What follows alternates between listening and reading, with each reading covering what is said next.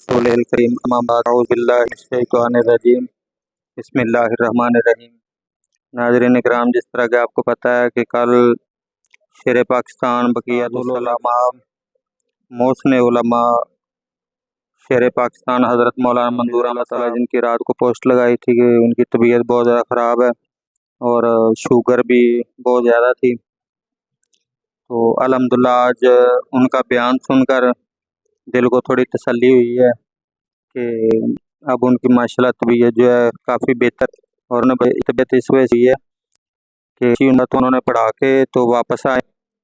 वापस जब पंजाब में उन्होंने आना था सिंध से, तो आज का टिकट मिला ना ट्रेन का, तो एक निजी जो है ना वो बस सर्विस के ज़रिए आए हैं 19 घंटे सफ़र करके।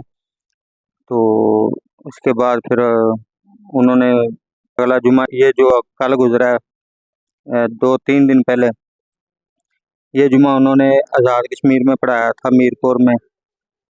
तो इस वजह से जो है ना मुसलसल सफ़र, और कल रात ऐसे ही हुआ है। कल तकरीबन असर के टाइम उनका बयान था, ज़ुबान खुश्क हो रही थी, तबीयत ख़राब हो रही थी, तो बोला भी नहीं था जा रहा।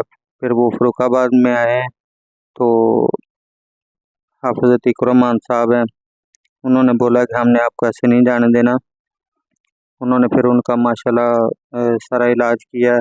अल्लाह ताला शेर पाकिस्तान मौलाना मंजूर अहमद साहब को सेहत वाली, ईमान वाली लंबी ज़िंदगी अता फरमाए।